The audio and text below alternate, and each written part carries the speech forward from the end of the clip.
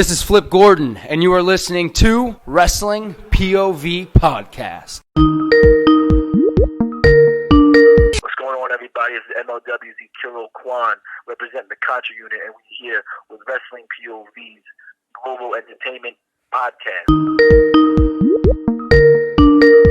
This is the American Nightmare, Cody Rhodes, and you are listening to the Wrestling POV Podcast.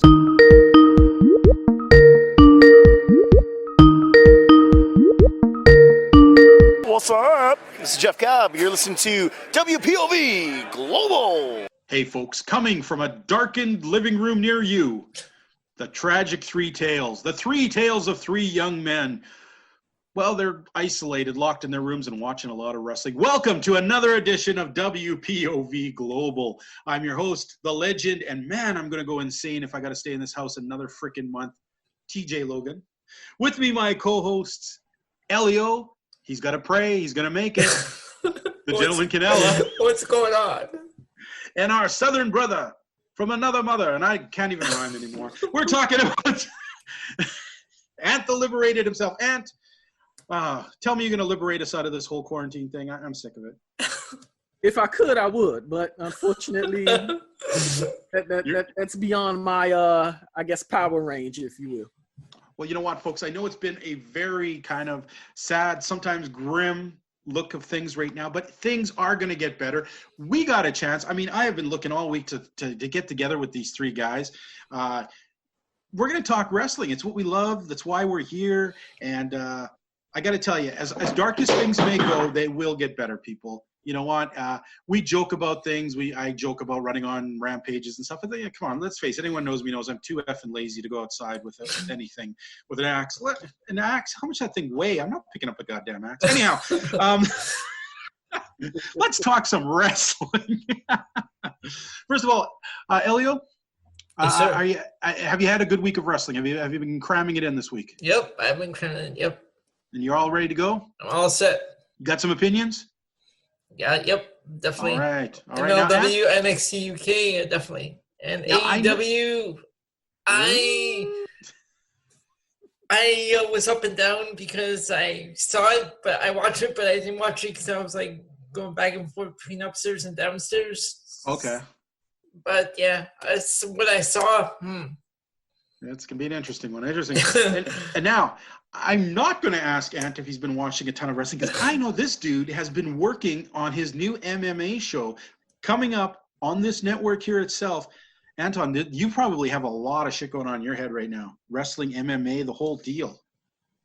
Most definitely. There is a lot going on. And what wasn't helpful was to consume a brand of wrestling that rendered me to nauseousness on last night. But we'll get into that as the show progresses. And you know, fans, this is the harsh thing because Ant started on the AEW bandwagon. He was joining right in there with us. And I got to tell you guys, today is the one day I'm glad you don't see our faces because I have never seen a broken down Ant this bad. AEW has submitted him badly. Now, when Elio talked about running up and down the stairs and that it was in and out of the show, I thought maybe it was because he was vomiting a lot trying to watch the show and get things. And folks, there was some good stuff on AEW, but there was some dreck amongst dreck. And we're going to get into that this week. But let's talk a little bit about some news right now.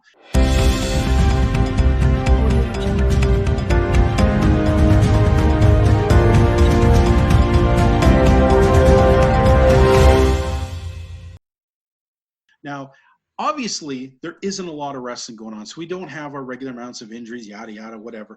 But we just want to tell the people who are out there what you can kind of expect the next little while for wrestling, and especially the wrestling that involves in our show. First of all, NXT UK. Now, we watch that regularly. Yes, it's taped, and usually it's been kind of like an episode has been like they take like an event and they break it up to 3 or 4 episodes, and we get that over a month, and then they do the next one. Well, unfortunately, man, something got in my mouth. Got some AEW tasting like poop. Anyhow, UK finished all of their tape stuff. So, rumor has it, Elio, what did you hear about this? What were they going to do for the next one? So there were going to be tapings for May. However, those tapings have been canceled. And starting today, they have they are running highlight shows from the past episodes of NXT UK. Yeah, not a biggest fan of the highlight show, especially if we're covering it every week. And I believe they're starting with the NXT UK Championship tournament from like 2017. Oh, okay. Now, I do know that MLW, and we're going to find out exactly this coming week. I'm not sure if MLW got their last set of tapings in that they had planned to, which was a big one-night stand thing. Well, not one stand, but a one-night thing where they had AAA and them doing a kind of a collision course thing. So best of AAA wrestlers against a bunch of MLW wrestlers. I don't know if they got that in. We're hoping they did. If they didn't, I can also see maybe highlights. I mean, they've got over 100 episodes. I'm not sure what they're going to do about it. AEW, I know Dark has some stuff still taped, but now they're being real chintzy about it because they're not sure how long this is going out. So I don't know if you guys caught Dark recently, but it was short. It didn't have a lot of wrestling on it because they kind of don't want to burn out all the wrestling they have. Mm-hmm. And as AEW, they still have not exactly said when they're going to do any more stuff, if they're going to do any more stuff. But I don't know if you guys caught this in the beginning of the episode. They did not say it was live this week.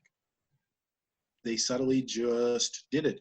And unfortunately, for all you eagle-eyed viewers, you can always tell, like, especially like MLW, when they try and convince you it's over like 3 episodes or over different weeks, when you notice people in the audience are the same people, are wearing the same clothes in the same place. Well, it's a little harder when you're in an empty arena and Billy Gunn and his son are wearing the same clothes and Jimmy Havoc's wearing the same clothes as he did last week. You pretty much knew it was all taped in one night and kind of doled out for us. So the only thing, and I would like this, I was just saying to the guys, I'm hoping that some of the companies take somebody's idea. I mean, this is wrestling. People steal shit all the time. But hopefully they steal this idea. Is ROH is doing kind of a cool thing since they have no new wrestling. They are highlighting a wrestler every week, and where they'll have that whole episode dedicated to said wrestler. Last week it was Jay Lethal. So they did a whole interview like a whole episode where he was being interviewed, intersped between matches that he picked as matches close to him within ROH.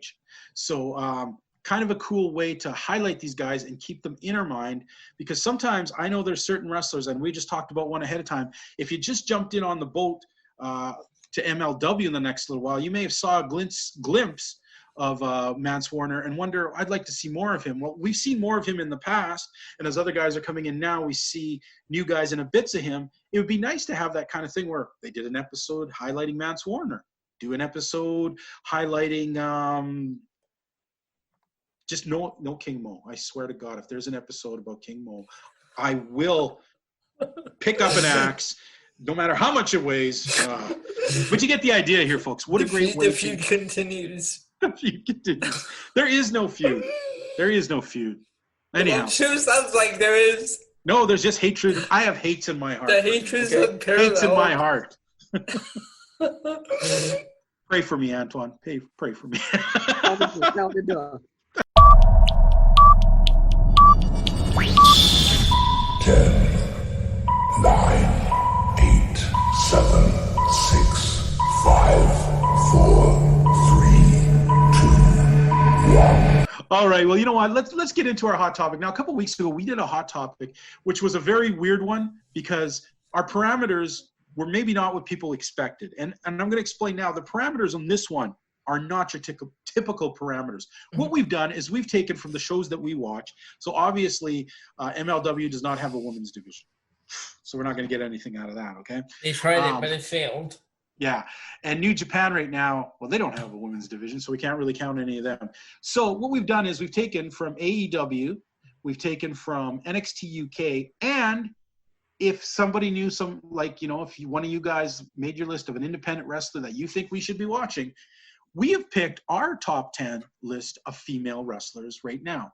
Now, the parameters of this have nothing to do with their win-loss records. They have nothing to do with did they do this or that. Basically, it comes down to who are the 10 women wrestlers that Elio thinks, in his mind, are the best and that he wants to see going forward more of. Who does Ant the Liberated think are the 10 best female wrestlers that he wants to see more of from 10 on down, and the same as me. So there are going to be women in here where you're going to go, why wasn't the champion a number one? Well, because maybe I'm not a fan of the champion or whatever. This is all our points of view.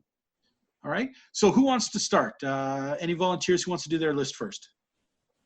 I guess I'll get mine out of the way. I mean, for me, my parameters were as simple as who. I guess I included best record, but also who I guess who performs the best in the ring or whatever. Who I guess consider are the best performers, because really none of AEW's women stand out as personalities that the fans really gravitate to. I haven't really seen a woman that the fans have absolutely popped for, as is the case for, say, a Chris Jericho or John Moxley or a Cody Rhodes. So I guess for me, it's a combination of records and who I like to watch on a weekly basis in and out of the ring. Right. For me, number one is... Let's go backwards. Go from 10 Oh, we're down. going from 10 to 1. Let's build that momentum. Okay, so touche. We're going from 10 to 1. Number 10, although we haven't seen her in God knows how long, Awesome Kong. Okay. Number Why 9, Awesome Kong?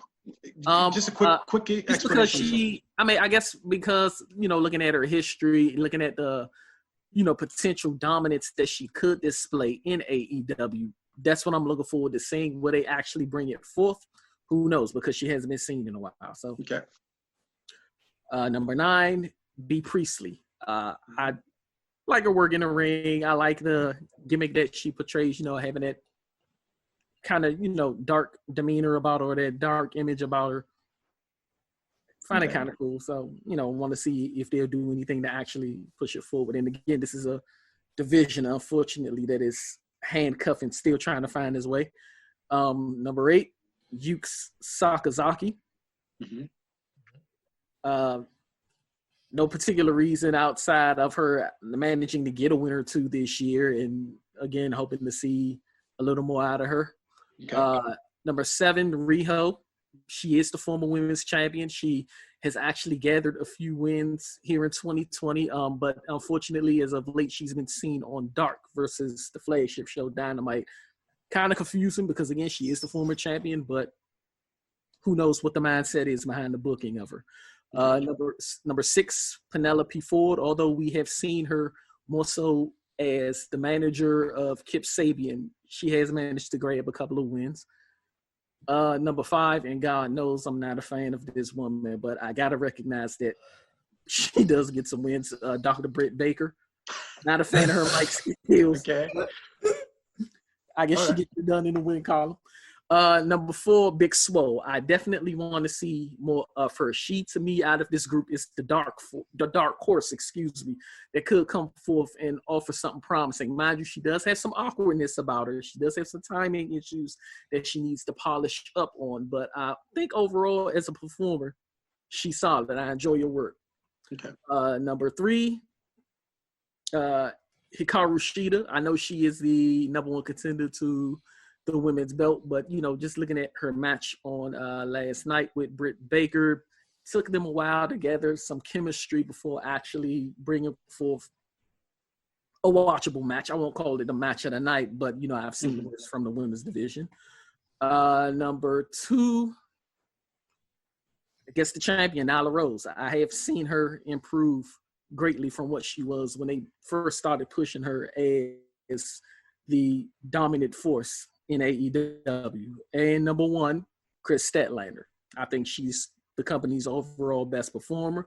I don't know why all of a sudden they're down on her. I don't know why all of a sudden she's on the decline, but whatever is going on, if they actually want to have a star in that division, they need to go ahead and push her and respect her for what she is. She's an awesome talent.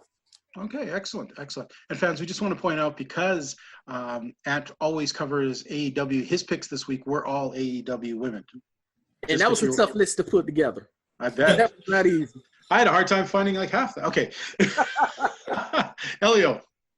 Okay. From number 10 on down, and little explanation of each one. All right. So mine is made up of course, NXT UK and AEW. So number 10, Toni Storm. Because I'm still waiting. I still want to see that heel turn happen when all of everything that's going on is done with. Okay. Number 9, Kelly Klein. Oh. Yeah. Okay. I've always been a fan of Kelly Klein from when we first saw her in ROH, and who knows where she'll end up what company she'll up with next, because we haven't heard anything more from her. That is true. Wow. Now, just a quick aside here. You know what, guys? You ever notice, have you ever seen a wrestler on television or even looking up at the ring and then meet them in the person and they don't look as big or massive or whatever when you're right beside them? Yeah. That illusion that's given. Every time I've seen Kelly Klein, she always comes across as kind of an Amazonian type. You know, she has that over muscular look. Well, I have met her and interviewed her, and she is a very tiny lady who is very sweet. You would never guess that when she puts on the wrestling gear, she looks like, you meet her, she just looks like a very attractive, thin lady. Yeah. But she is, you know, and that always just threw me away, because before I met her, I always assumed she was going to be this big kind of butchy type chick. Not at all. Right. Not at all. Sorry, Elliot. Okay, so next, number 8, I have Jordan Grace from when we were covering Impact Wrestling. She was a highlight of like that show every week. Yes. Even the bad shows, she was just a highlight of whenever she was on there. Agreed. Okay, next I have at number 7, Nina Samuels. Really? Yep. You spent so much time making fun of Nina Samuels. I'm curious about this one. But do go on, Elio. When I started watching NXT UK, it's like, and especially her recent match that she had against Aoife Valkyrie. Okay. That was like one of her better matches. That like yes. all of her matches been outstanding, but that one was pretty good. Okay. Next we have Kaylee Ray. Okay. Next, we have Penelope Ford. Mm-hmm. I think you guys are both on crack with Penelope Ford, but go on. Whoa. She did not even make my top 20 list. Okay? That watch she had a couple weeks ago, yikes. Okay, but go on, sorry. But next is Hikaru Shida. Okay. Then the top 3 is Shanna. Number 2 is, of course, Aoife Valkyrie. Oh, you got her high rated. Nice. And number 1, Chris Statlander. All right. Okay. Now, we're going to get into my list here. I guess what I also should have pointed from my own personal view, what I did was merit had some to do with it, but let's face it. We've seen places like AEW where merit is sometimes inappropriately put onto someone. Some people who deserve more merit don't get it. So what I decided was, is this a person I want to watch wrestle? And I mean wrestle. That's not just like, oh, she's hot, I want to see her in tights. No, it means I want to watch her wrestle and compete. 2, do I see in my mind that if people looked at her the right way, that she has a lot of upward mobility? Like, is this someone who can really bring more in? Is she someone that could be a bigger name, to be more? And 3rd, there is also, there is an attractiveness to some of it, and that's a small degree. I'm not going to lie, okay? There's a bit of it, but not too many people really made that difference in this. Now, number 10, and I'm going to say this. If I had not watched this week's AEW matches, this girl would not have made number 10. But I saw something in this week's match with Dr. Britt Baker that I'm going to put her at number 10. When she got her nose busted open, that woman came alive. I have never seen her wrestle so well and put together so much stuff in that ring that I walked out and said, holy crap, this is what we've been missing. Maybe this is what they've seen, and they're just trying to get that out of her, because that Britt Baker could go up to be your champion. Yeah. You know, she really for once looked like not the girl pretending to wrestle, not the girl acting like the wrestler. Mm-hmm. She went in and wrestled, and it was pretty damn good. So I'm going to give Britt Baker number 10, all right? Number 9 and number 8 are 2 newer girls that we haven't seen a lot of them, and obviously they haven't had the best records yet because they're pretty new, but I think they have great potential and great upward mobility. Number 9 is, how do you say her name? Her first name. Valkyrie's first name is always confusing. Aoife Valkyrie. Aoife, but to spell with an A. Okay. Yeah. Aoife Valkyrie. I think she has a lot of potential in her. She she's got to get past this whole posing a lot crap.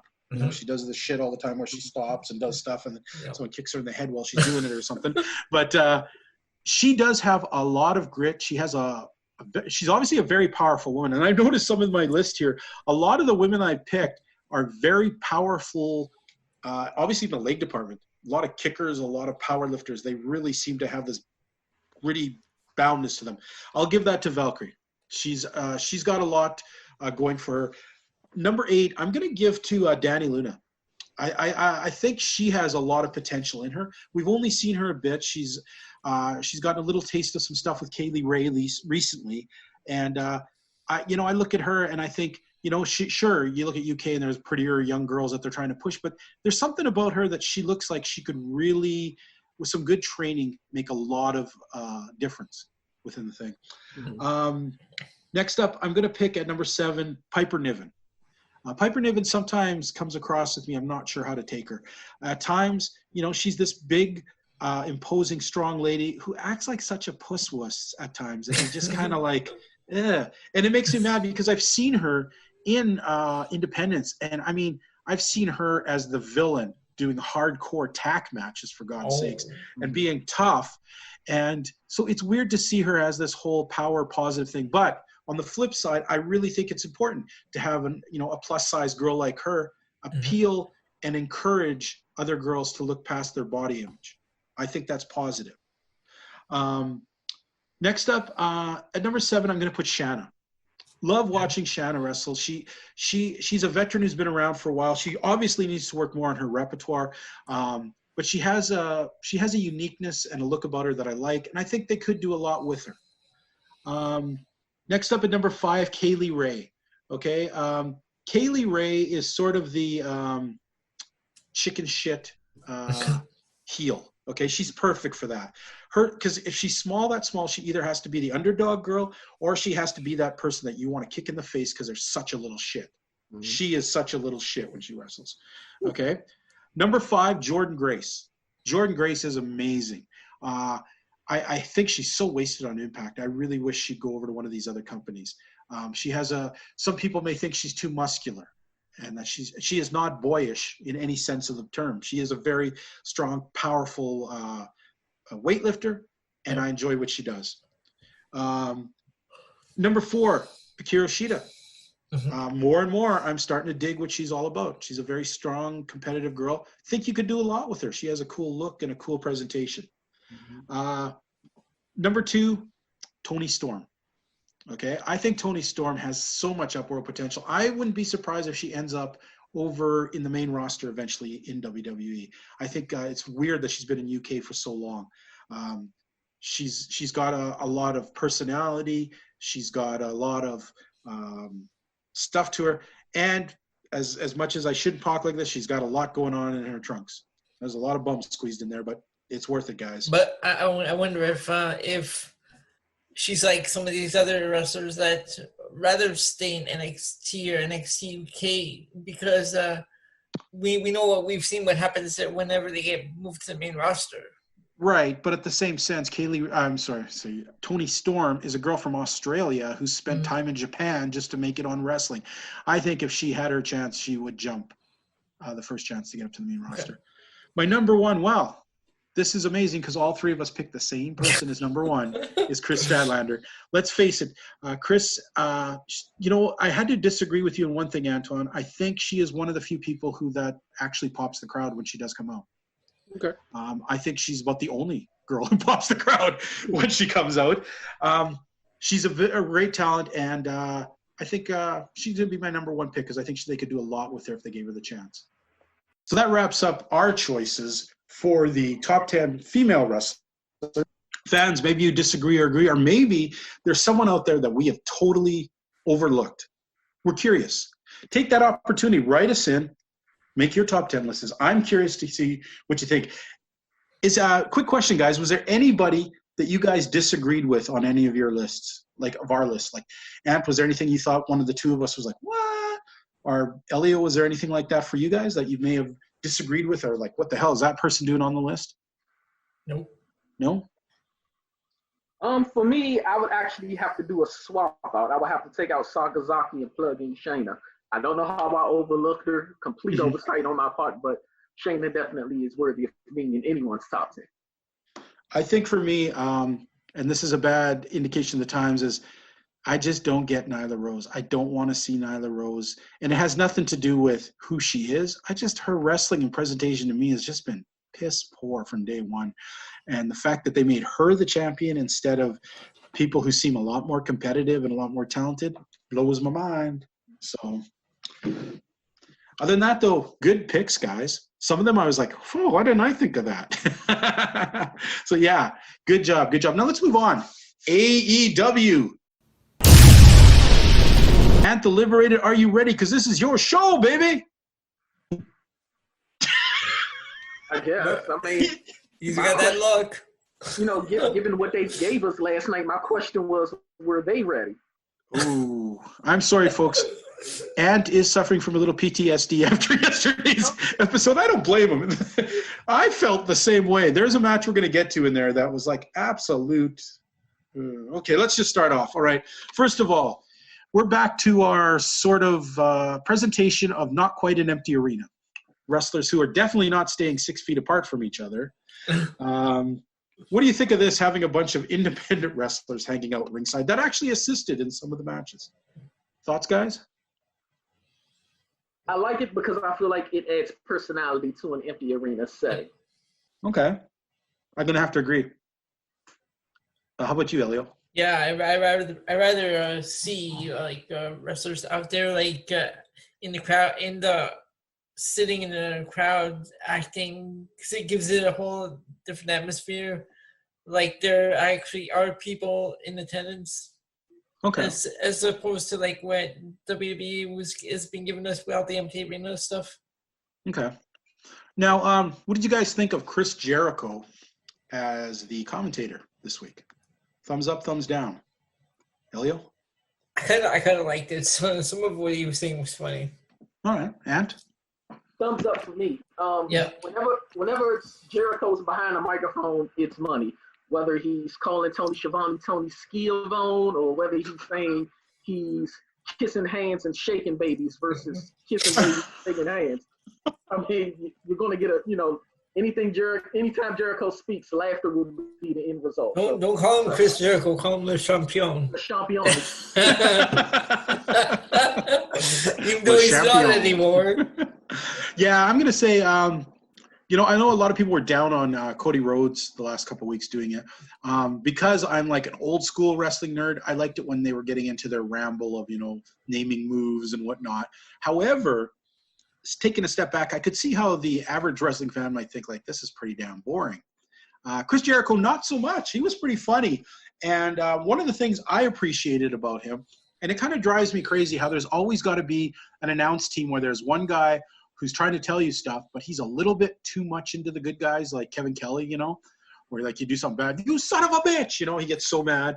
And then you always have the heel commentator who's like, the guy could do the best freaking move you ever seen in your life, and the guy would be like, oh, that's crappy, I did 3 of those yesterday, or like they're pushing over how bad they are, and in a sense they almost start burying the guy that they're talking about, instead of actually bringing him up.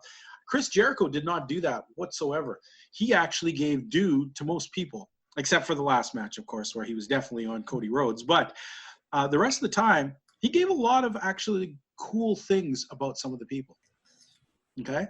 Now, I've just watched it a little while ago because some stuff came up. So I didn't even write notes down. It's all fresh in my mind. So if I forget something, a segment or something, bring it up. But I'm going to try and remember the things that I saw, and we're going to talk about it freeform. Yes, before we go on, I have that piece of AEW news that I just heard the other day. By all means, tell us. That one that we saw last week, Anna Jay, we're going to be seeing a lot more of her because she's the newest signing to the company. Nice. I actually enjoyed her.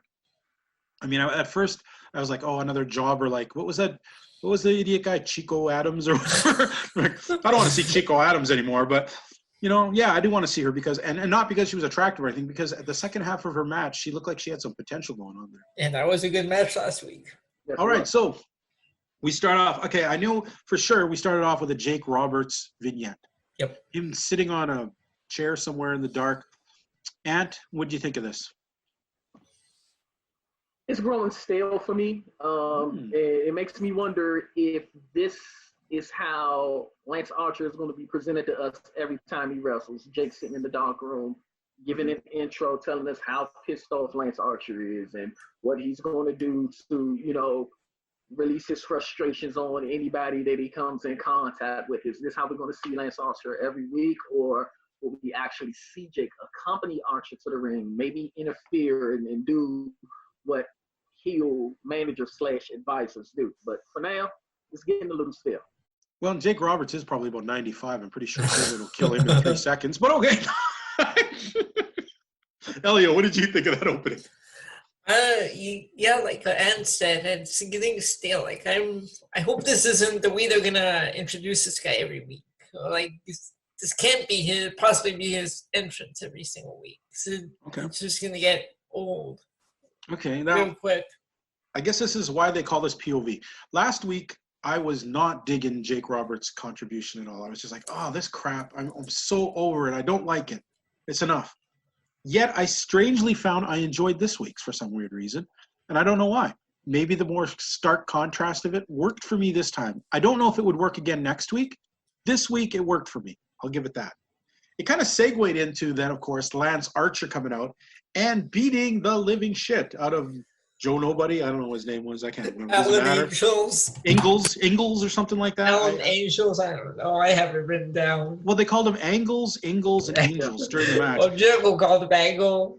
I was kind of hoping he was going to do like a Little House on the Prairie gimmick, you know. The other Laura Ingalls was going to come out and interfere, you know. Anyhow, what did you guys think of Lance Archer's squash this week? Elio? Just another squash match. I guess they're trying to build him up, but they don't really need to do that because he's already an established name from NJPW. Okay, what do you think, Ant? It was just that, another squash. The bigger question to me is, once again, he and Cody under the same roof, no interaction between the two. Although he's made it quite clear that Cody Rhodes is his target. Okay. They're really dragging this thing out. So we'll see. Are you trying to bring logic into wrestling? Fine, but you picked the wrong sport. Save that shit for MMA. They don't mix. They're like oil and vinegar. Maybe I don't know wrestling as well as I thought I did. One thing I'm going to say, guys, is I don't think Lance Archer is established enough by the regular audience. I think, yes, me, you, the three of us know who the hell he is. I think, unfortunately, we do need more squashes as I don't think people really know who he is enough nationally. I don't like this week's squash because it was a total nobody. The fact that he squashed Marco Stunt, somebody that the fans can go, oh, that guy, even though he's small and stuff, they knew who he was. You know, I bet you if any of you guys ran into whatever the hell that guy's name was, we would walk right by him in the street. Well, 6 feet by him. We wouldn't say hello or ask him how he did in wrestling. And? Or again, in my effort to incorporate logic into wrestling, if indeed Cody Rhodes is Lance Archer's target, why not have him go against a QT Marshall?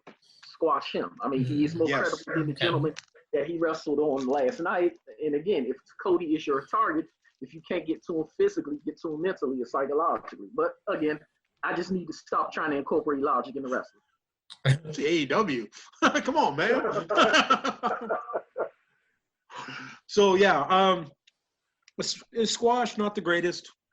Let's move on. Second match. And I thought this was the match of the night. Yep. The women's match. Now, we've been calling her Hikaru Shida, but she was introduced as, how did she say that? Hikura? She said it really strange. The ring announcer called her like Hikura or something. Like it sounded very different than we've all been saying it every week. So. Hikuru or something like that. And I was like, Hikaru Shida. Yeah. First of all, Ant, what did you think of this match and the participants in it? With this match, I felt like it was one of those things where they were trying to find their timing. It was a little slow. It was a little bit off, but the match picked up, turned out to be a good match. And although I'm not quite a fan of Britt Baker on the microphone, I have to give it to her. When her nose was busted, it sparked something in her. Yep. And I mean, she came to play from that point forward. And as you mentioned, or as we discussed off record, the hope moving forward is that this is something that will then, why I can't think of the word, I'm sorry. Hopefully this is something moving forward that will ignite something in Baker to be consistently that good. Okay. Yeah, Leo, what'd you think? This was definitely a great match. It's the best I've seen from Britt Baker, and aside from her mic skills are terrible, this was a great match. One of the better matches I've seen. Okay. I agree. When it started off, it was the typical Britt Baker kind of stuff. Although she did a few kind of really heely things that I thought was actually rather unique and pretty dicky and hilarious. Like there was a point where they were near the ropes and she just kind of leaning against the ropes and Britt kind of sits up next to her and puts her head beside her and acts like they're posing at a thing and just being like, haha, I can do whatever I want. She's like a puppet to me now. I thought that was some pretty actually interesting heel work. She still insists on doing that lockjaw move, even now. Yeah, but she pulled out a glove. This is true. Points for the glove. Thank you. When she got her nose busted up there, and it was definite. That was a real hit to the nose. She was bleeding a lot. That was when they were on the outside. She'd kicked her when she was over the barricade, right? No, it actually came a little bit it was actually an errant move because I tried to watch where exactly it happened, and it happens when they're kind of tangling and slapping each other back and forth. You don't really catch it. Then 1 second, you don't actually see the blow that she takes. It's just 1 minute she's on her back and there's blood coming out. The referee's like, oh, and even she does like, oh, yeah. She looked like a little bit surprised that she was bleeding so heavy. When she got that last sequence of moves really brought something alive. It really made her legit in my eyes, and I thought, wow, okay, because I kept wondering, what do they see in this girl? Like they pushed the crap out of her before this company even came in, and then she was such a dismal failure. She's got to work on her promos. She did you guys notice the promo they had for her later where she was still covered in blood? Nobody cleaned it up. She came out. It was pretty good, but then she almost blew it at the end where she tried to get too cutesy with the what did she say? She could break my nose. She's just lucky she didn't hurt my teeth. But if she did, I'd fix them because I'm a dentist. She always has to get that line in about being a dentist. Yeah, when the only other cool dentist, and who was never cool, was Dr. Isaac Yankem, maybe you shouldn't actually be talking about how you're a dentist. But yes, obviously there's something we're going to see, hopefully going forward with her. I don't know if I want to save this. Now, let's do it now. Let's get it over with. Michael Nakazawa and Kenny Omega against the Best Friends. The only thing I'm going to start before I throw it to you guys, and I'll talk later about it, was Michael Nakazawa makes me appreciate Adam Page? Chuck Taylor. Oh, Chuck Taylor. You guys know how I feel about him. Say what? But all means, Antoine, I know this was a wrestling clinic in your heart. Let's hear what you had to say about Michael Nakazawa, Kenny Omega taking on the Best Friends. Or as they were trying to bill it, possible best friends versus possible best friends. Winner will be the Best Friends. If buffoonery constitutes as a wrestling clinic, then that's what this was, because it reeked of absolute buffoonery. I mean, from the locker room exchange where they wanted the name of Best Friends and they actually made this match, for the rights to the name Best Friends, to the excessive use of the baby oil, to Kenny Omega and his silliness. And then even when Nakazawa took off his Speedo or thong or whatever that was from under his shorts and then used it as a mechanism to further empower or ignite his claw or whatever he was doing, it was just absolute garbage. And it almost made me ashamed to be a wrestling fan. I'm sitting there and I'm watching and I'm like, what is this? What are you doing? Like, is this your way of trying to combat WWE's theatrical presentations from WrestleMania? Like, what are you doing here? What's the purpose of it? So definitely not a fan. At all. Okay. Elio? I mean, from the locker room exchange, I was like, oh no. what's going on, because that brought me back to WCW when apparently Big T and Booker T were feuding over a letter. That's what this reminded me of. They're feuding. The match is to determine the winner of the match gets to be called the best friends. Like I just thought this was just terrible. This match. Okay, and if I could add one more thing, as if the match itself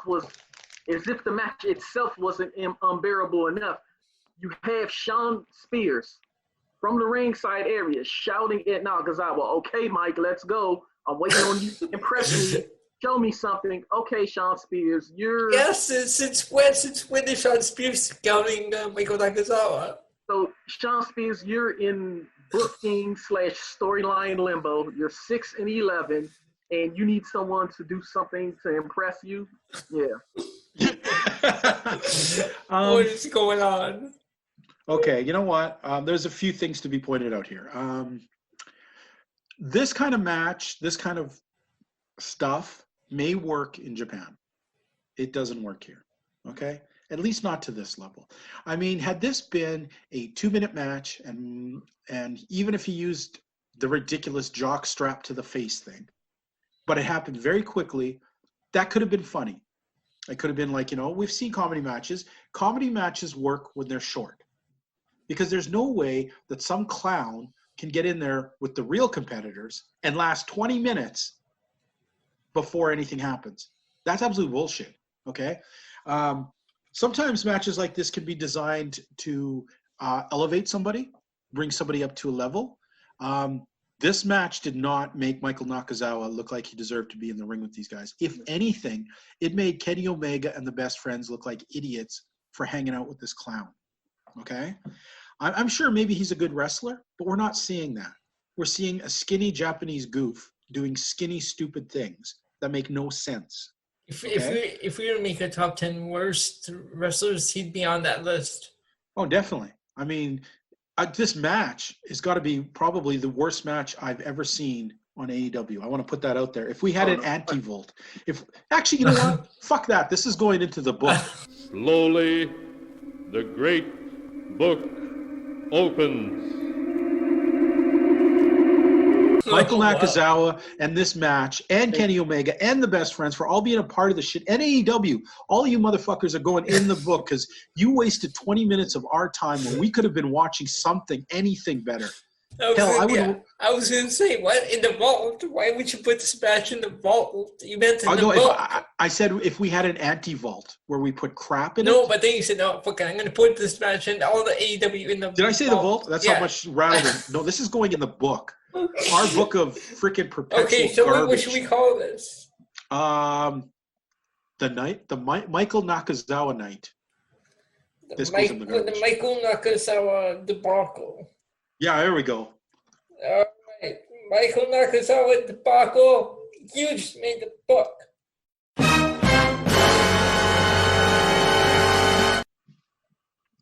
This worries me. Sorry?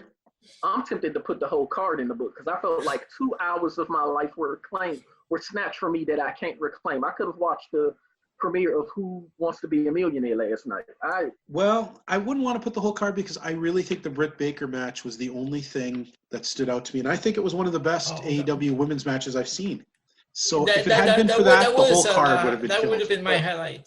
Yeah. Even that match wasn't enough for me to save this card. Yeah, it was good, but it didn't do much to save this card. But we'll continue discussing it, and then we'll break down our grade later. But what does it tell? What does it tell you, Ant, when I am shifting through the shit to find one gold nugget? What AEW can be sometimes, okay? Because literally, fans, we shifted through the shit with a rake to find one fucking gold nugget. That's. But Anton's right. Why are we even shifting through shit? We shouldn't have to be given a box of shit and say, "Hey, smile, boys, eat your turds." No, that's ridiculous. You're right, Ant. We shouldn't have to do that. But unfortunately, I don't know. Maybe I'm trying to be the more positive person. Maybe because of the situation of all the stuff that's going around. Maybe this is the best they can do, and I'm trying to make the best. But you're right. We're lowering our standards a bit here because we don't have anything else. So, yes, overall, yeah, kind of a waste of 2 hours. But for now, Michael Nakazawa, you left a bad taste in our mouth for this. You show it. This is the kind of stuff, guys. Admit it. This is the kind of stuff where if you had invited your friends over and said, hey, let's watch some wrestling, and the Britt Baker Sheeta match came on, and you went, hey, that's pretty cool, eh? And they were like, yeah, that's not bad. And then this came on, you'd be fucking embarrassed that you were a wrestling fan and that you actually made them watch it with you. You know? Right. And really, you should not be embarrassed by the things you like. And when they're so poorly put together, this really put a stink on the card. There's no way in hell that this is going to make it get any points this week. This whole card was pretty bad. So I am shifting, though. I am shifting through the litter box, trying to pull out. Maybe the cat didn't leave only turds in there. Maybe it left a gold nugget. All right. Kenny, this is what's worrying me, too. I'm going to say this really quick. This is what worries me about this kind of garbage, okay? Is Kenny Omega. Now, I've met Kenny Omega. I know Kenny Omega. I know what kind of guy he's like. He loves wrestling. But he's just like that Kota Ibushi, where they have this high concept of wrestling, where to them, wrestling just isn't two guys wrestling in the ring, which we love the essence of that. They want the theatrics. They're cool with wrestling a 9-year-old girl. It's not bad wrestling a blow-up doll. It's not bad having a greasy man with jockstrap in your face. Comedy and everything, and wrestling should be like a movie. And no. Sorry, Kenny, that I disagree with. When you wrestle, you're a damn good wrestler. You're probably one of the best in the world. This crap does nothing for any of us wrestling fans. And if anything, it embarrasses us and makes us wonder why the hell we even watch this show. So, yeah, did not like this. If I could piss on a match, I'd be right there right now, pissing off the top girder right on them as they did this shit. Now, who knows? Probably Amen. Michael Nakazawa would rip it on his chest. Amen. Anyhow. Tell us how you really feel. Exactly. Okay, let's try and get on. I am digging deeper in the litter box. Let's see if there's anything else in there of any substantiation. Oh, wait, there was. There was one other thing that was kind of cool. Did you guys not think that the package that they put together with Jake Hager and John Moxley was really well done? That was. What did you like about it, Elio?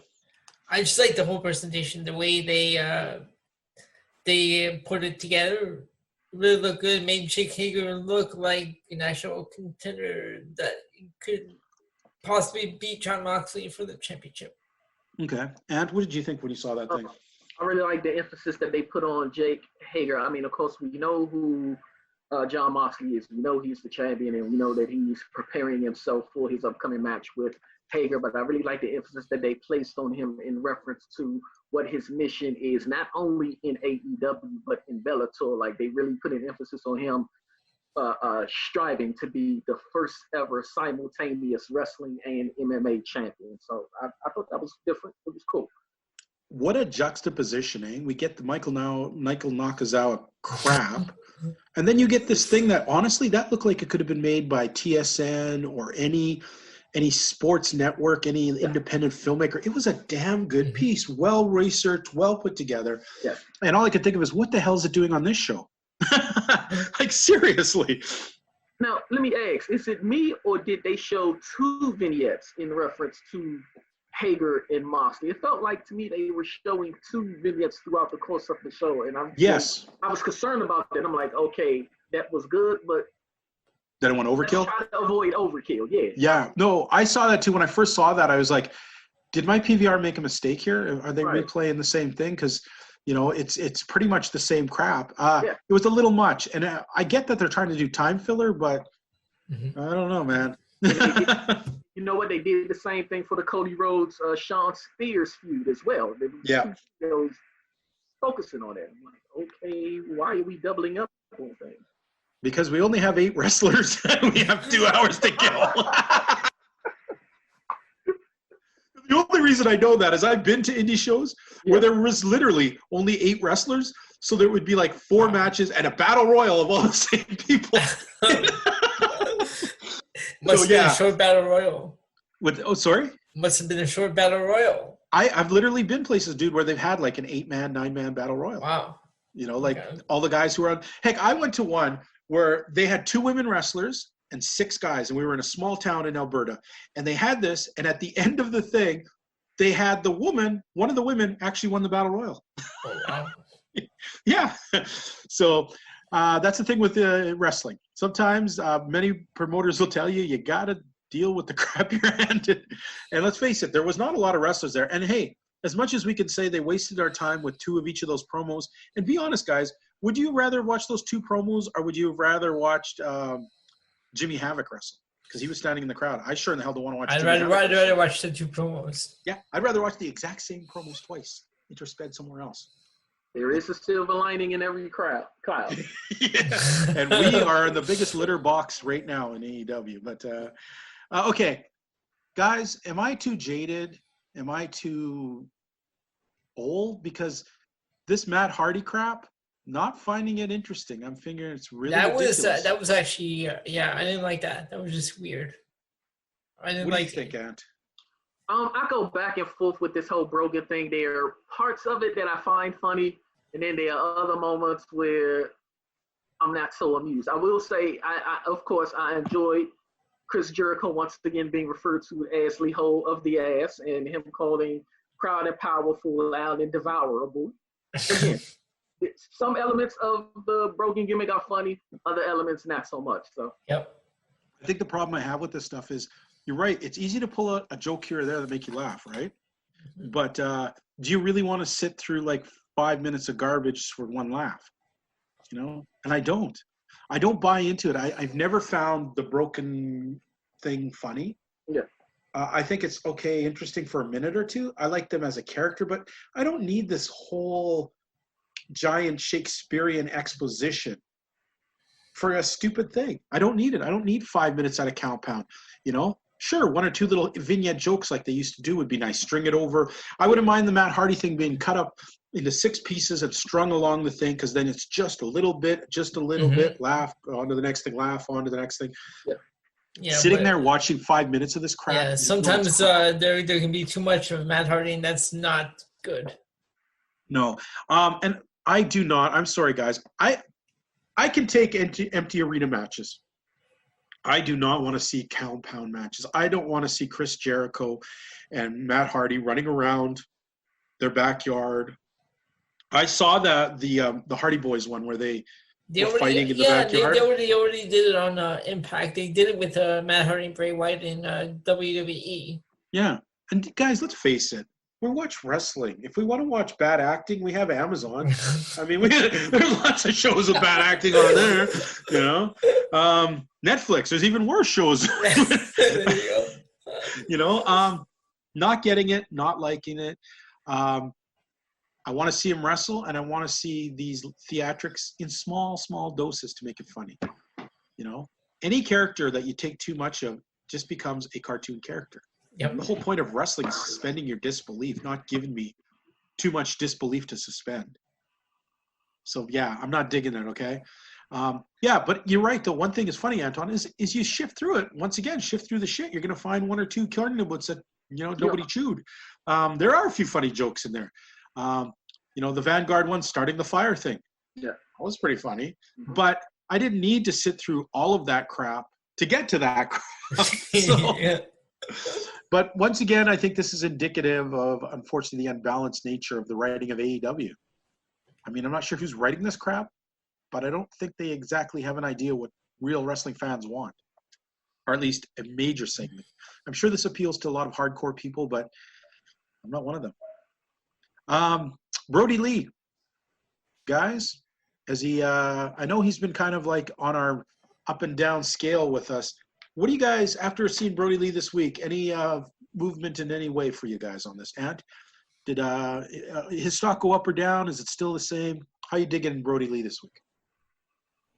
Still the same for me. The only difference is that the meeting didn't take place in a boardroom. It took place in back of some building, and so apparently he didn't care for Dark Order members number 8 and 9 or whatever they are. He didn't care for them wearing wrestling attire, but he was pleased with, I guess this is number 22. With him 22, what? How did they go from 8 and 9 to 22? Well, they went from, 5 members to 8 and 9. I don't know where 6 and 7 are. So, so 22 makes sense to me. Yeah, it absolutely makes sense. So they were pleased with, Brody Lee was pleased with the one member who had on the shirt and tie, and then told him, let's go inside. There's a reward or a gift waiting for you. Then they go inside, and that's that. And then later on, we can see them wrestle. But the only difference between what we've seen previously in his vignettes and the vignette from last night was different setting, but same thing. Okay, and your opinion is still pretty much the static on him right now. Yeah, it right now it's disappointing. I mean, just as much as Lance Archer's running at this point, you have two big bruisers who can wreak havoc on just about anyone on your roster, and you're limiting them to this garbage. Yeah, I mean, it's stagnated. There's nothing that's doing anything worthwhile to elevate either wrestler. So I'm just waiting on something to blow me away. Like Brody Lee's most impressive moment was when he ran in and, just about decapitated Christopher Daniels. And outside of that, that's it. Okay. Yeah, that's for me, it's the same thing. It's just still the same. I haven't seen anything new from Brody Lee. Okay. I'm going to say I really don't like the vignettes at all. They don't do anything for me. They're too much insidey jokey at times. I prefer they just stop them. However, actually, sorry, before you go on, Cody Rhodes, I saw an interview with Cody Rhodes. He was asked about the Brody Lee character being like a take on Vince McMahon. He said he doesn't see it. Oh my God! I'm like, how do you not see it? He writes it, dude. He knows it's there. I know, right? I think for me, you can just end the vignettes now. We don't need them anymore. Yep. Now, just get Brody Lee in there kicking ass. That's how you make this work now. The squash, it was another squash, but I'm starting to see an intensity in Brody Lee that I like. I just the vignettes are killing it. You guys are seeing the vignettes, and then you're hating on those so much that it's hard to see what he can do right now. I did like that he didn't do that fake out Sister Abigail this week. Yeah, drop that crap. He just did the clothesline. That's it. Yeah, that was the I think what I would like to challenge you two to do when you get a chance sometime, go back and just watch Brody Lee's match this week. Don't even think of the promos. Don't watch any of that shit. Just watch his squash and see if it gives you any more of an and tell me if it's changed anything or if it's the same. It might be still the same. Maybe I'm just being too optimistic, but sorry.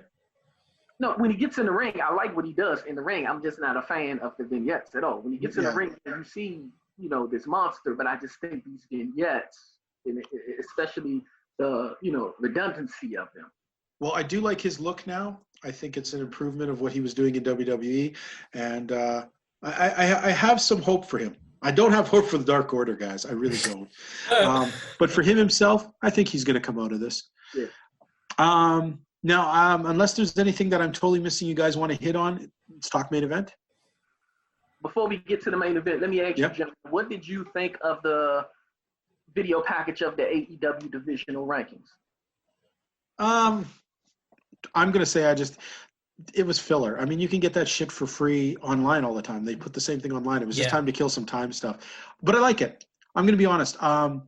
It doesn't really make sense to me when you really do the math. But at least they're trying, right? At least the WWE isn't, letting somebody have a momentum win and then we never hear from them again. So, yeah, I do like it. I just don't think it's needed on the show itself. I kind of have this gripe with MLW. They've been doing that a lot lately, too, throwing their top 10 list on the thing. And I think if you're a fan, maybe give me a link to it. But I don't know if I really need to sit through it every week. Elio? Yeah, I'm going to agree. Because this is the same thing that we see on MLW. They do their top 10. And it's like pretty much the same thing every week in the rankings. All right. How about you, Ad? For me, I like it only because you do have your AEW fans that may not be that in tune with social media or may not be, check into AEW's website on a regular basis. So at least there is an additional, visual option for people to see, okay. This how the rankings are because, of course, AEW is branding and priding itself on being sports oriented, showing a ranking system and showing who is, positioning themselves for title shots. So for those who do not tune into the website or tune into social media, there's the, alternative by way of Dynamite. So. Okay. Okay, cool. No, I think it's cool to have it. I just think that, I don't know, there's just got to be a way to present it that it doesn't take up so much time. And I don't know. Yeah, I guess maybe because I've been flogged with the same thing on MLW now for the last 4 or 5 weeks straight. Okay. And I'm really hoping that doesn't become the thing. I mean, this would be great. You know what? Let's forget it. You know what? I'll take it this way. If I could answer it without thinking about MLW, I like it. I like it.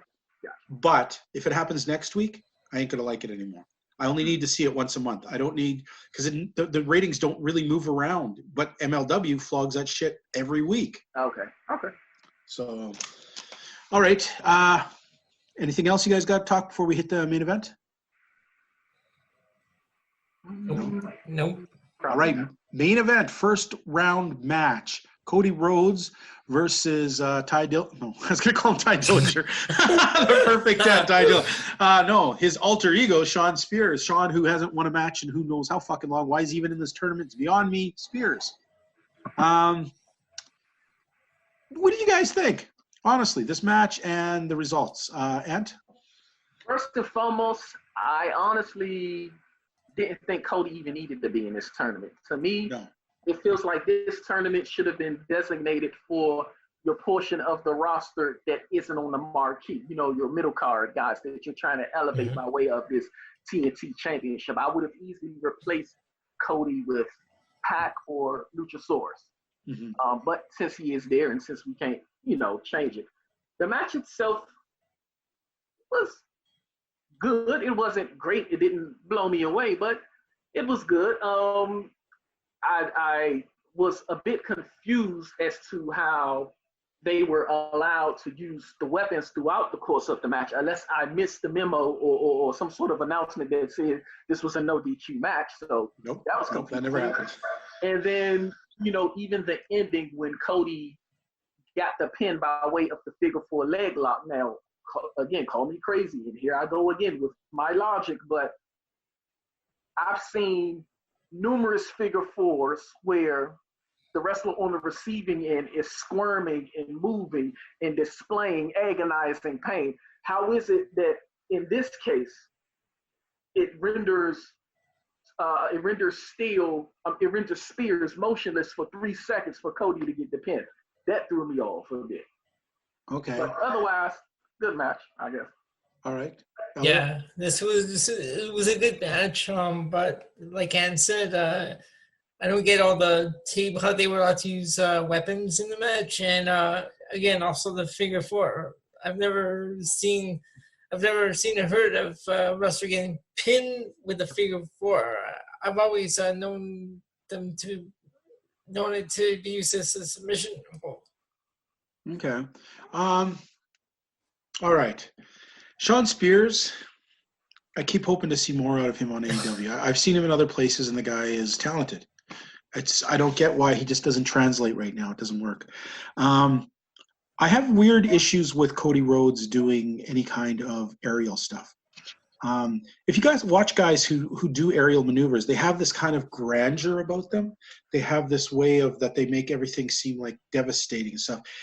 Cody literally looks like he just stiffs and does a straight model like he's an action figure and does whatever the fuck his move is. Like, seriously, I'm not being a dick here, but it off-puts me. When he does a moonsault, he looks like he just freezes in a position and does the moonsault. And I don't know. It just makes it seem like it's his first time doing it. And yet I've seen him do it a zillion times, or he's uncomfortable doing it. So yeah, the Cody Rhodes thing just really throws me off. You're right. Why is Cody Rhodes in this? I don't get it. This should be kind of this belt itself should be designed like a U.S. heavyweight title or a television title, where you're kind of B roster guys, the guys who aren't in the giant picture, have a chance at a secondary title. So him in there makes no sense to me. Lance Archer's in the room, and he's going to kill him, yet he's going to let him advance to the next round. Makes no sense to me. It fell flat for me a little bit. Like I said, I want to like Cody Rhodes, and I don't know why I get held back. I don't know why I'm overly critical sometimes of the way he looks, the way he acts. And I don't know why. Because I've actually met him. He's a nice guy and everything. But there's just something about his appearance that doesn't work for me. Okay. And it might be just something small. Like, I don't know have you ever seen a wrestler and you're like, I don't like the fact he has this kind of boot. I don't like the fact that he wears white boots and a weird belt every time he wrestles. I don't get it. I don't know. Overall, let's talk about this show now in an overall. I can see fans do not expect this to be in the high brackets of our A, B, C, D. What happened to E and F? Antoine, I'm almost scared, buddy. What is your rating for this week's show? The letter D stands for dynamite, and the letter D represents the quality of the show. So that's the grade it gets from me, a D. Fair enough. Elio? I was just thinking that now myself. The show is going to get a D. Okay. I'm going to give it a C minus. Just a tiny bit better, and only because of the women's match, and only because of the well done vignette of the Cody, or not the Cody, sorry. That one actually bored me, by the way, guys. I didn't really touch on it, but that Cody Sean Spears thing was not really the best tool, since the only match they had was where Sean Spears lost badly. So why they highlighted that's beyond me, but okay. Yeah, I'm going to give it a C minus, and I'm going to hope that this is not a trend, because AEW is the only show right now that we watch is 2 hours long, and man, there is lots of shit I'd rather be doing for 2 hours than sifting through the litter box of wrestling looking for a fucking nugget. Antoine, thank you for joining us again. You know what, let's throw one more plug out there for your MMA show. Tell us about it. Tell us when it starts, who's it, what's it all about. Give us the shinny, buddy.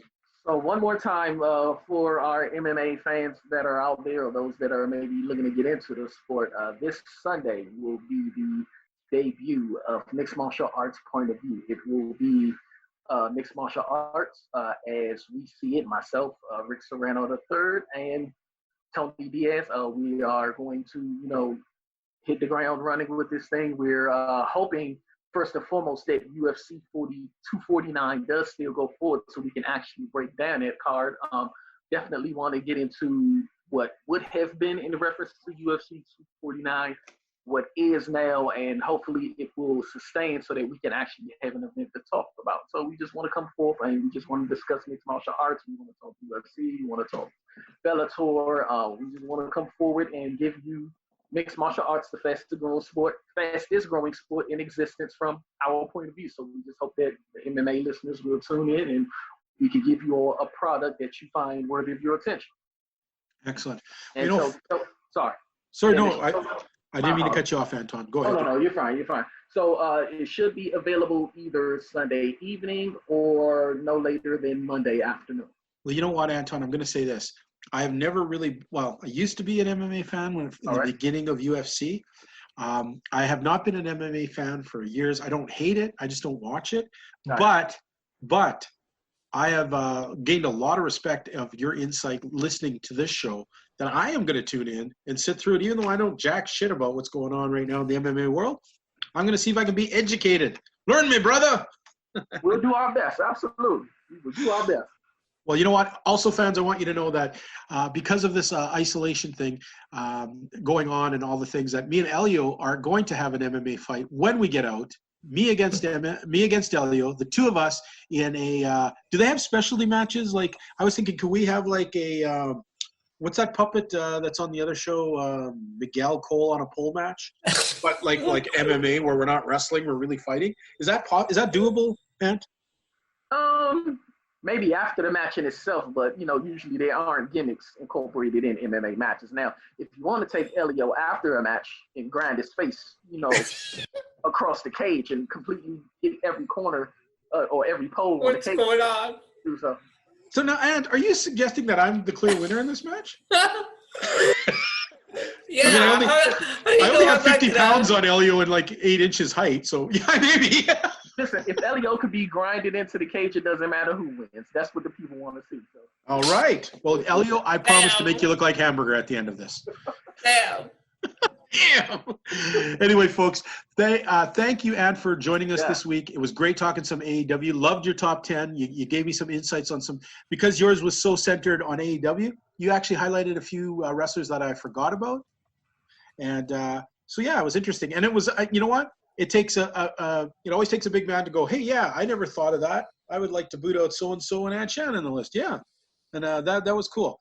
And folks, like I said, you can tune in, catch Anton's show. It's going to be pretty great. I'm actually going to listen to it.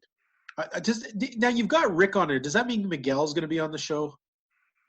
To my knowledge, no. Good.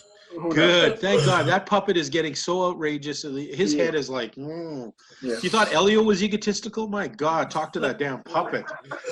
You'd think somebody had a hand up his ass. Anyhow, folks, we're going to take a quick break here. When we come back, we're going to talk some MLW. We're going to talk some NW. I don't know where that came from. We're going to talk some NXT UK. But right now, Elio, yes, sir. Talk some T-shirt, man. I know there's a T-shirt available right now for Wrestling POV. Tell the fans about the T-shirt. Yes, they come in 4 different colors, and you can get your very own WPOV T-shirt by going to Pro Wrestling Tees /Wrestling POV. Excellent. And fans, if me and Elio actually get into an MMA fight with a puppet on a pole, we are definitely going to make a T-shirt with his face looking like hamburger right on the front. Hey, fans, we're back. We're going to take a look now at WWE NXT UK. Boy, that's a long title. I wish they would just call it UK.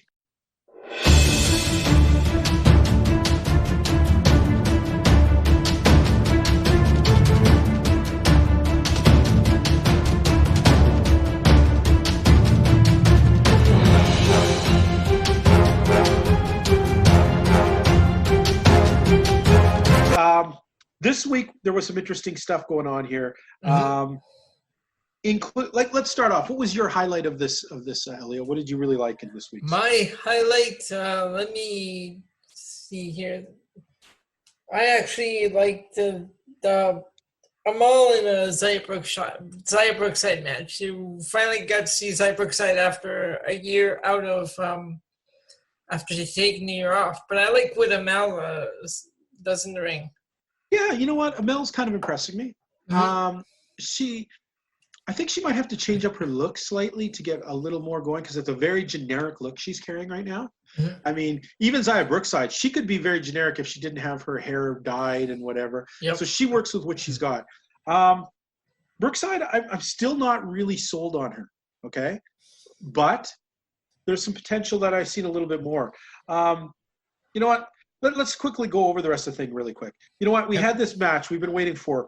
Kaylee Ray teaming up with your favorite girl, Ginny, taking on that must be against Danny Luna and Piper Niven.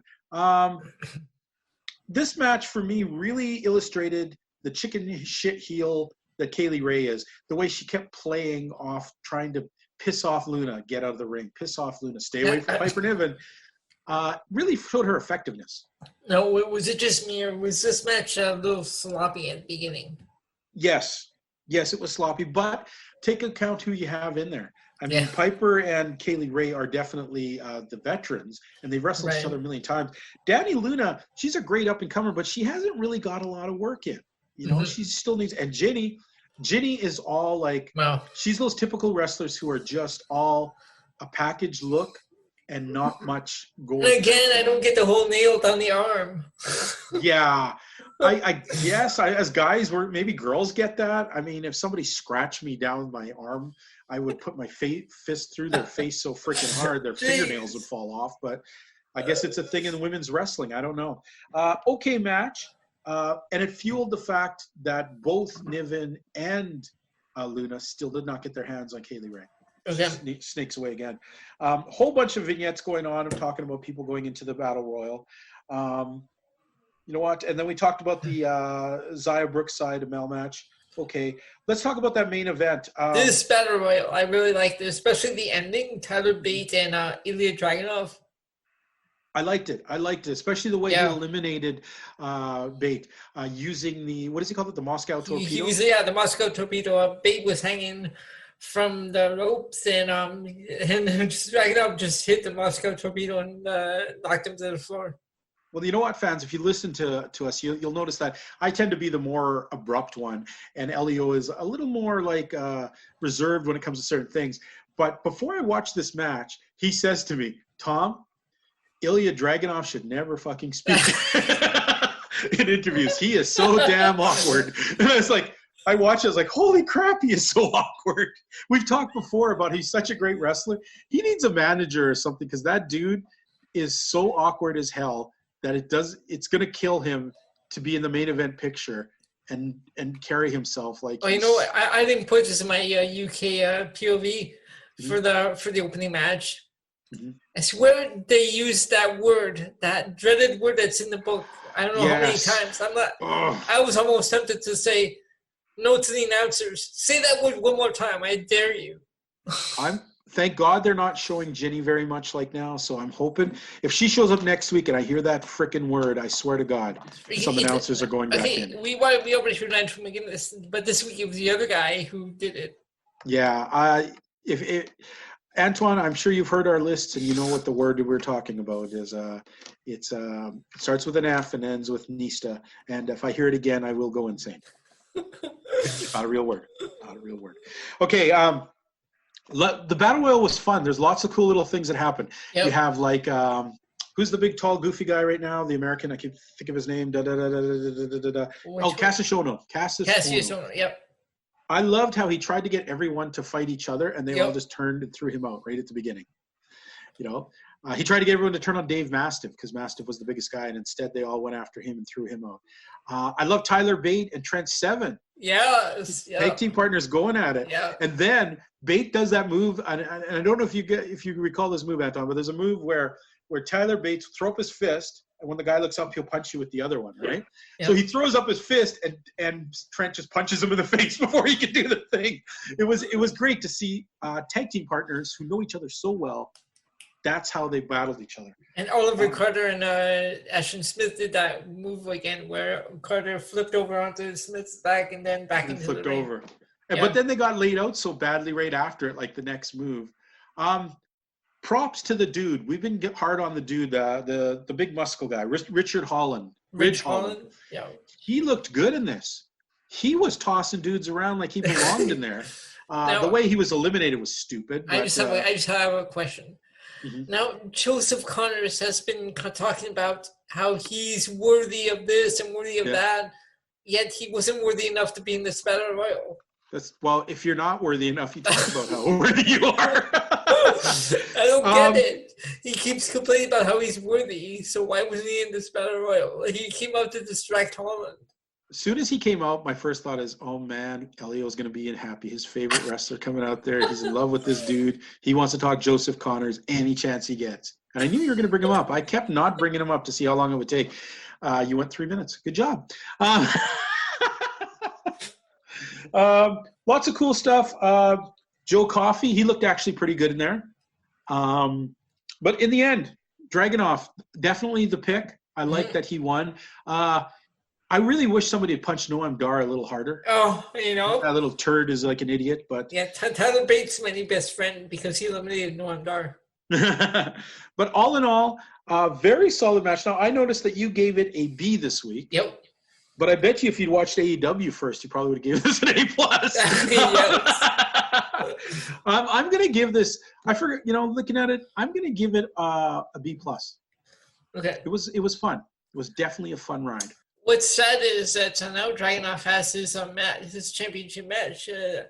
I think this would have taken place at TakeOver in Dublin if it wasn't canceled. Yeah, so what this means, and I'm sorry, you can feel free to talk. I really did introduce you still in this segment, but what this means is that Dragunov will be getting the next shot against Falta. So...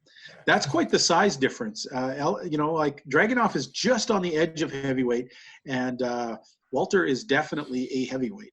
So I'm curious to see how this is going to turn out. This, it'll be high explosion against high impact. There's a lot of power going on in these guys' things. Let's move over now to our MLW reporter. MLW this week, finally, I feel good because I was starting to get a little worried. We haven't had a really solid one in a couple weeks, and I keep pushing to people to watch it, and it's been a little – this one wasn't so bad, though. And I'm going to say right off the bat, and Douglas James. Now, is this name, Ant, is he familiar to you? Because I think they said he competed in MMA at one time. He's a smaller guy. Douglas James, yeah. Douglas James, off the bat, it's not ringing a bell to me. I would have to, Okay. do a little research on him and get back to you on it. All right, I'll send you a picture of him, and I know you haven't really seen this guy. He looks like who's the guy in ROH that used to team with Eddie Edwards? Davey Richards. He looks like Davey Richards, kind of, only thinner. This was a great match because it was a good breakout for him. I thought he did tremendously well in this match, and wins with the guillotine chokehold. So he's still employing the MMA finishes and stuff like that. I've appreciated the fact that sometimes, like King Mo and even like Filthy Tom, they bring in an MMA guy and they let him like just run rampant through all the wrestlers and not really compete. Douglas James has been, he's taken a lot of losses and now he's, starting to get momentum going. I like that because it's more realistic to believe that a guy from a totally different sport would have to adjust over for it, that he'd adjust his tools and then start his winning ways. If any other way, it makes you seem like MMA is like, it downgrades wrestlers when you bring over an MMA guy and he just destroys every wrestler. It just tells you that MMA is the better sport. And then why would you do that? Why would you bring in a guy and let him promote another sport? Doesn't make a lot of sense to me. So I like the fact that Douglas James has been working on his crafting. They talked about that. He was training with Timothy Thatcher before Thatcher left up. And I think we're going to see a lot of him. Septimo Dragon, well, he just looks like every other luchador that comes around, doesn't he? He's not really a dragon. He's not really a dragon. Yeah. A couple weeks ago, they had this episode where the Dynasty hosted the show, and they were in charge of putting up graphics and stuff like that. And they were on every match, one of the members. And so Septimo Dragon faced one of the members. And when he walked out, I can't remember who he fought, but they had something really nice to say about Dynasty guy on the graphics. And then when Septimo Dragon came out, at the bottom it said, he's not really a dragon. Which I thought was pretty hilarious. But like I said, I'm hoping. The only problem with James is he's short and small. He's looks like he's maybe like 5'9", maybe 5'10", which in wrestling, if you're not around 6 feet tall, you better be 300 pounds. You know what I mean? Like, it's kind of hard to run at the big boys. So he's definitely a mid-heavyweight contender. Next, we call this the parade of vignettes start. Lots of vignettes. I don't want to even get into them. They showed a MJF, Mance Warner package of their continuing escalating feuds, which is really funny because if you really watched MLW, you realize he really hasn't had that much of an escalating feud at all with MJF. He's been fighting. He's had feuds with other members of the Dynasty, but because MJF is being signed over to AEW full time, they had to come up with a reason to get rid of him. Thus, the loser leave town match, which was the main event. But let's face it, we got some great interviews from MJF. He really kind of actually, what you said about MJF, like how his matches aren't good. I'm gonna say his promos are great though. I like his promos are great. It's like, especially this one this week as well. Yeah, last week he was gonna fuck up Mance Warner. He said that right on the thing. This week he was talking about how he was bullied. He walked up to that bully one day and he beat the crap out of him. He fucked him up.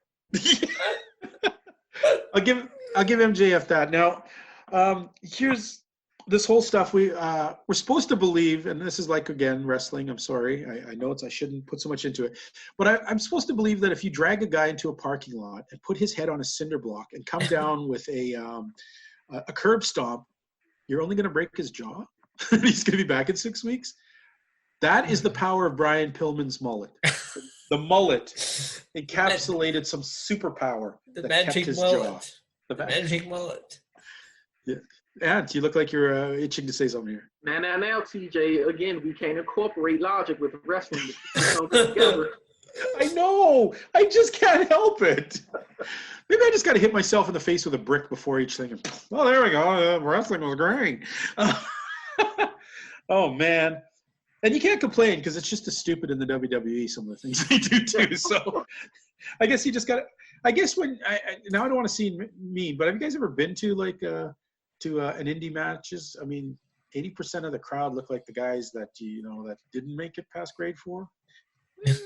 Anyhow, wrestling might not appeal to the intellect. We'll say that, okay? Fair enough? Fair enough. All right. So, yeah, we've seen some weird stuff. Vignette after vignette. The Von Erichs looking awkward as ever, but enjoyed that they actually did a social distancing sort of isolation type thing. Nice to throw it out to fans like that. I love how they explained that Killer Cross was he was medically cleared for 180 days, but his new employers in Stamford, Connecticut won't let him come back for a rematch. Yep. Wow, there's a cheap-ass jab. Come on, guys. And you know what? We complained about this, Anton, is they really dragged out Killer Cross's debut for like forever when we knew he was only there one night. And then they showed it, you know. They even broke up the night into 2 segments. So they were trying to claim he was there for 2 weeks. He wasn't.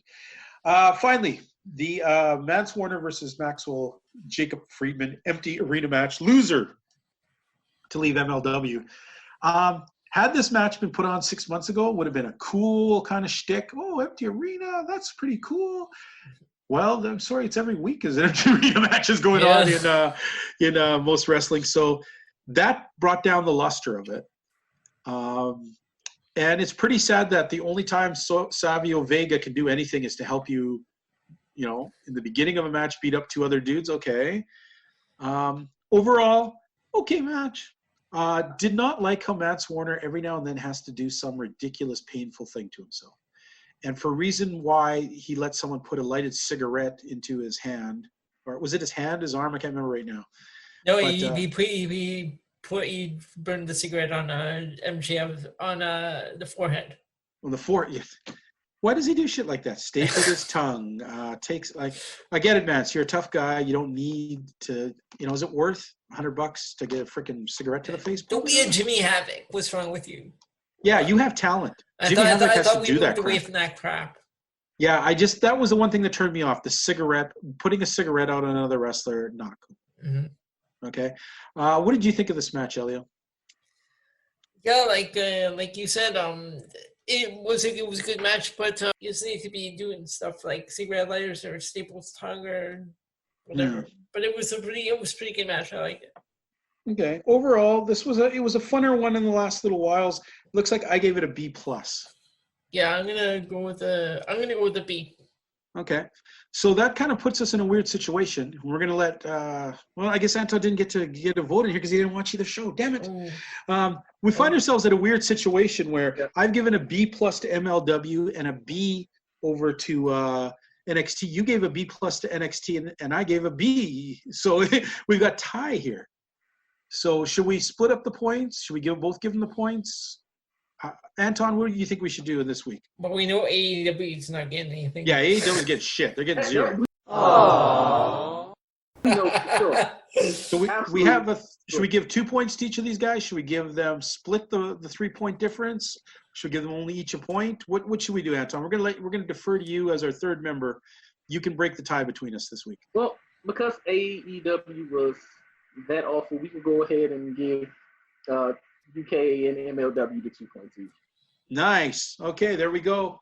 2 points each, boys. What does that put our yearly total? Now, Anton, if you're not familiar, totally what we do here is we running this from Wrestle Kingdom to Wrestle Kingdom. Yeah.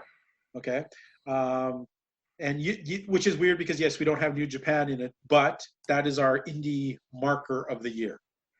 Gotcha. So Elio, who's doing math with an abacus, I believe, back there. An abacus, what? You got some numbers for me, buddy? I do. Okay, so we gave 2 points each to MLW and NXT UK. Okay, so that puts UK up to 18, MLW up to 10, and AEW stays at 9.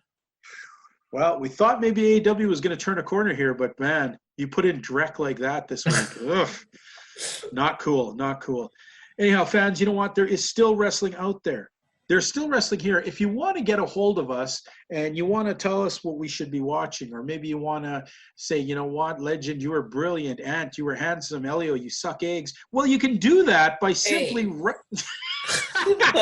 simply writing in. Elio, tell all the good people where they can write to. Yeah, no, you can reach us on Facebook at Wrestling POV Podcast, Instagram at Wrestling POV1, and Twitter at Wrestling POV.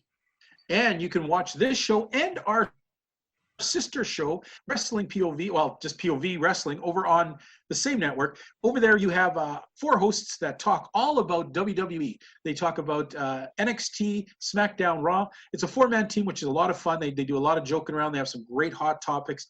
You get point of views from a former wrestler, a former superfan, a woman, and believe it or not, a puppet. So tune in them. You'll find them on the same great networks, as you'll also find Anton's new show. Ant the Liberated will be doing, yes. This just in reference to my show. Yes. I'm not sure what effect this breaking news will have on it, but my phone just lit up saying that UFC 249 has officially been canceled. Ah, crap on a stick. Crap on a stick. Okay. Dana White tried to beat it, but he could not.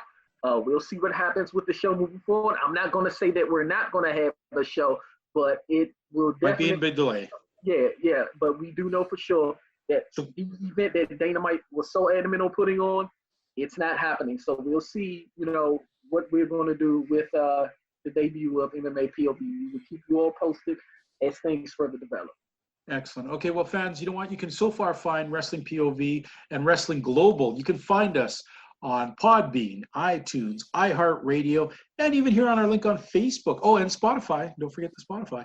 You can download those. And also, I never did ask you, or maybe I did, and we've been talking a lot of shit today. What is the name of your new show?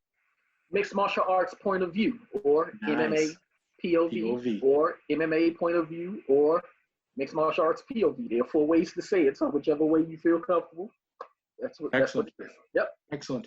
Well, you know what, fans? We've had a great time talking this week. We've talked some fun stuff. Unfortunately, we had to sift through the litter box of wrestling this week when it came to AEW. Rough week. Ant, thanks for coming and joining, and I hope you're here to babble us on a little bit more. I hope we didn't sound too idiotic, but hey. No, not at all, man. I enjoyed it. I absolutely enjoyed it. All right. Well, you know what? I'm still looking for the day when we're going to break down an MLW card together. Could be sooner than later. I'm working towards it. And Elio, thanks again for your contribution. Always great working with you, brother. Fans, we love you. Keep safe. I know it's hard to be isolated right now, but we got to do this. We're looking at dark times right now, but things are going to get better. But that means we got to make that sacrifice. We got to keep social distancing each other from now, because down the road, things will get better. This will be done.